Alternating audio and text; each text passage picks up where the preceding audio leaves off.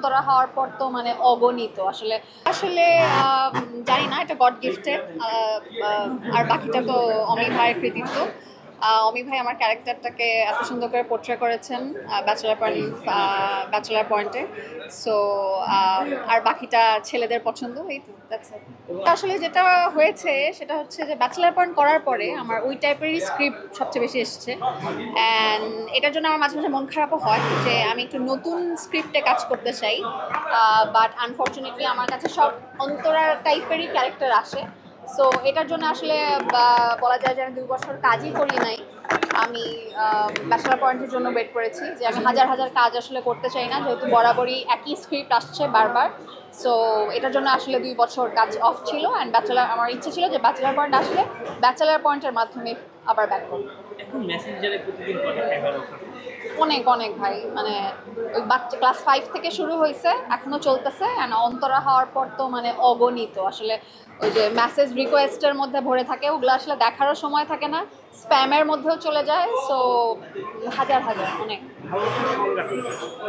ভালোবাসা আসলে ওভাবে আমি সংজ্ঞায়িত করতে পারবো না, কারণ আমার কাছে মনে হয় যে এটা খুবই মানে আত্মার একটা সম্পর্ক। অ্যান্ড এখনকার যুগের ভালোবাসা তো আসলে আগের যুগের ভালোবাসার মতো নাই। এখনকার যুগের ভালোবাসা হচ্ছে মানে থাকে না যে বেশি মডার্ন হয়ে গেছে, বাট আগের যুগের ভালোবাসা যদি বলি সেটা অনেক পবিত্র অ্যান্ড সুন্দর। একজন একজনকে ছাড়া থাকা যায় না, বাঁচা যায় না। সো ওই ভালোবাসাটাই আমি আমার মধ্যে ধারণ করি, এবং আমি চাই যে সবাই আমাকে ওভাবে ভালোবাসুন। ইম্প্যাক্ট ফেলে, হ্যাঁ। আমার ফেসবুকে যেটা হয় যে অনেকেই আমাকে অন্তরা হিসেবে মানে as a person being Antara, মানে আমি একটু বুলিংয়ের শিকার হই যে আপনার তো নেতারা সব বিদেশে, বা বলে যে সুগার ড্যাডি, বা অনেক কথাই বলে। মানে মানুষ চিন্তা করে যে আমি অনেক ফাস্ট রিয়েল লাইফে, আমার অনেকগুলো বয়ফ্রেন্ড, সুগার ড্যাডি, এই সেই হ্যান ত্যান। এইটা একটু বুলিংয়ের শিকার হই আমি। আর আমি যেটা করি যে আমি খুব সবাই দেখে কিনা আমি জানি না, সব সেলিব্রিটি, বাট আমি সময় নিয়ে খুব কমেন্ট করি অ্যান্ড কমেন্টের রিপ্লাইও করি।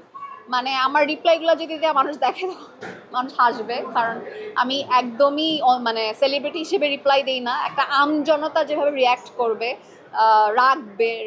রাগ হলে যেভাবে মানুষ বকা দেয়, ধমক দেয়, যেমন আমি বলি যে তোকে সামনে পাইলে তোর খবর আছে, তোকে পিটাবো বা এরকম কিছু, মানে আমি কন্ট্রোল করতে পারি না।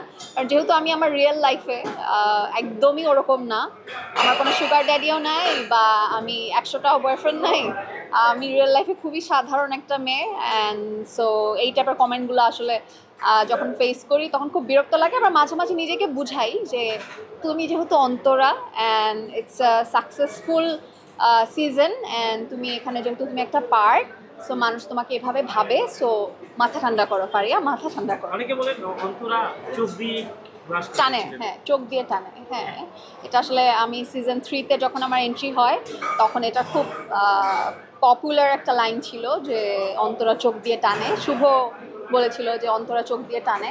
সো এটা আমি খুব এনজয় করেছি। অ্যান্ড সিজন 3-তে এটা খুব পপুলার যেহেতু ছিল, এখন আশা করছি যে সিজন 5-এও এরকম নতুন কিছু আসবে।